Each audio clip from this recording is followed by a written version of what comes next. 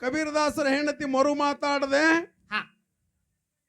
ಆ ಕಬೀರದಾಸರ ಮುಂದೆ ಮಧ್ಯಾಹ್ನ ಬಿಸಿಲು ಹೌದಾ ಬೆಳಕಿದ್ದಾಗ ಏನು ಗಂಡನಿಗೆ ಮರು ಮಾತಾಡದೆ ದೀಪ ತಂದಿಟ್ಲು. ಇಟ್ಟು ಏನು ಮಾಡಾಕತಿ ಅಂತ ಕೇಳಿದ್ರು. ರವಾ ಹುರಿಯಾಕತ್ತೀನಿ ಉಂಡಿ ಕಟ್ಟಕತ್ ಹೇಳಿದ್ಲು. ರವಾ ಅವಾಗ ಅದ್ರಾಗ ಒಂದ್ 2 ಬಗಸಿ ಮಣ್ಣು ಹಾಕಿ ಹುರಿದು ಉಂಡಿ ಕಟ್ಟತ್ ಹೇಳಿದ್ರು. ಹೂನ್ರಿ ಅಂತ ಹೇಳಿದ್ಲಕ್ಕಿ. ನೋಡ್ರಿಪ್ಪ ಅವಾಗ ಅವ ಅತಿಥಿ ಇದೆಲ್ಲ ಕೇಳ್ತಿದ್ರಿಪ್ಪ. ಎಲ್ಲ ಕೇಳ್ತಿದ್ದ. ಹೌದು. ನಾಳೆ ನಾನ್ ನಿನ್ನ ಮನೆಗೆ ಬರ್ತೀನಿ ಅಂತ ಹೇಳ್ದ ಕಬೀರ. ನಾಳೆ ನಾನ್ ನಿನ್ನ ಮನೆಗೆ ಬರ್ತೀನಿ, ನೀ ಹೋಗು. ಅವಾಗ ಮುಂಜಾನೆ ಮರುದಿವಸ ಕಬೀರದಾಸರು ಅವನ ಮನೆಗೆ ಹೋದ್ರು. ಇವ ಬಾಗ್ಲಾಗ ನಿಂತು ಹೆಂಡತಿಗೆ ಹೇಳ್ತಾನ. ಏನ್ ಹೇಳ್ತಾನ್ರಿಪ್ಪ? ಕಬೀರದಾಸರು ಬಂದಾರ, ಒಂದು ಚರಿಗೆ ನೀರು ತೊಂಬಾನ. ಆ ಹೆಣ್ಮಗಳು ಏನನ್ಬೇಕು? ಏನಂದ್ರಿಪ್ಪ? ನಿನ್ನ ಕೈಕಾಲ ಮುರಿದವೇನು, ಕುಡ್ಲಿಕ್ಕೆ ನಿನಗೇನು ಬ್ಯಾನ್ ಆಗ್ಯದ ಅಂದಳ. ಕುಡುವಲ್ಲಿ ಎದ್ದು ನಿನಗೇನಾಗ್ಯದ ಅಂತ ಹೇಳಿ ಕೇಳಿದಳು. ಅವಾಗ ಅಲ್ಲೇ ಹೇಳಿದ್ರೆ ಕಬೀರದಾಸರು, ಇದೇ ನೋಡು ನರಕ, ಅಲ್ಲಿರುವುದೇ ಸ್ವರ್ಗ. ಗಂಡನ ಮಾತಿನೊಳಗೆ ಹೆಂಡತಿ ಇದ್ದು, ಹೆಂಡತಿ ಮಾತಿನೊಳಗೆ ಗಂಡ ಇದ್ದು ಯಾವ ಸುಖ ಸಂಸಾರವನ್ನ ಮಾಡ್ತಾನ ಅಲ್ಲಿ ಸ್ವರ್ಗದ. ಮತ್ತ ಹೆಂಡತಿ ಮಾತಿನೊಳಗೆ ಗಂಡ ಇರ್ಲಿಲ್ಲ, ಗಂಡಿನ ಮಾತಿನೊಳಗೆ ಹೆಂಡತಿ ಇರ್ಲಿಲ್ಲ ಅಂದ್ರ ಅಲ್ಲಿ ನರಕ ಸದೃಶ್ಯವಾದಂತಹ ಜೀವನ ನಡೆದು ಹೋಗ್ತದ.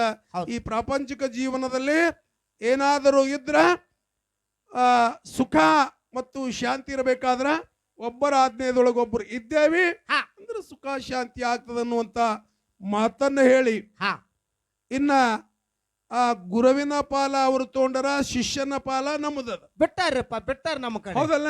ಹೌದು. ಹಾಲು ಮತದಲ್ಲಿ ಸಿದ್ಧಮಾಲಿಂಗರಾಯ ಶ್ರೀ ಗುರು ಬೀರದೇವರನ್ನ ಗುರು ಮಾಡಿಕೊಂಡ್ರಲ್ರಪ್ಪ. ಹೌದಲ್ಲ? ಹೌದು.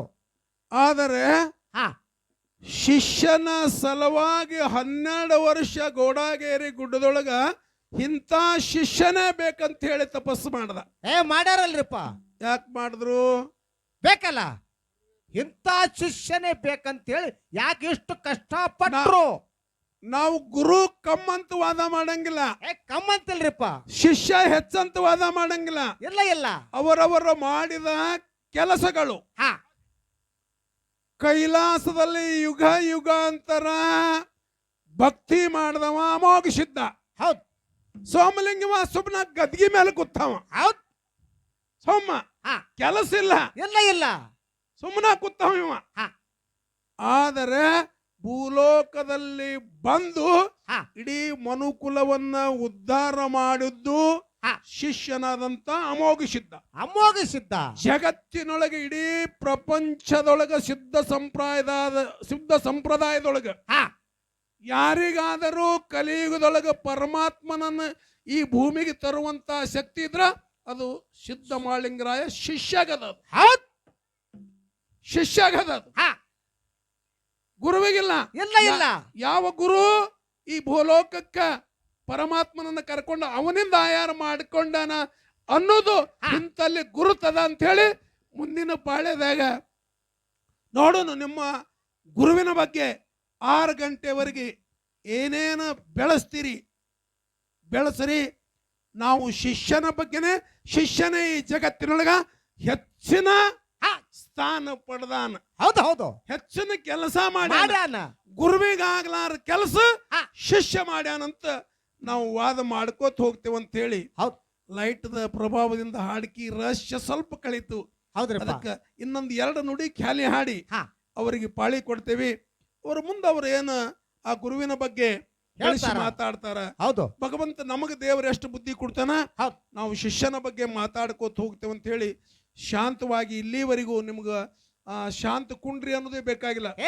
ಇಲ್ಲಿ ಅಡವಿ ವಸ್ತಿ ಇದ್ರು ಅಷ್ಟು ಚೆನ್ನಾಗಿ ಕೂತಿರಿ. ಮತ್ತೊಮ್ಮೆ ನಿಮ್ಗೆ ನಮಸ್ಕಾರಗಳನ್ನ ಹೇಳಿ 1-2 ನುಡಿ ಖ್ಯಾಲಿ ಹಾಡಿ ಅವ್ರಿಗೆ ಪಾಳಿ ಕೊಟ್ಟು ಬಿಡು. ಕೊಡೋನ್ರಪ್ಪ.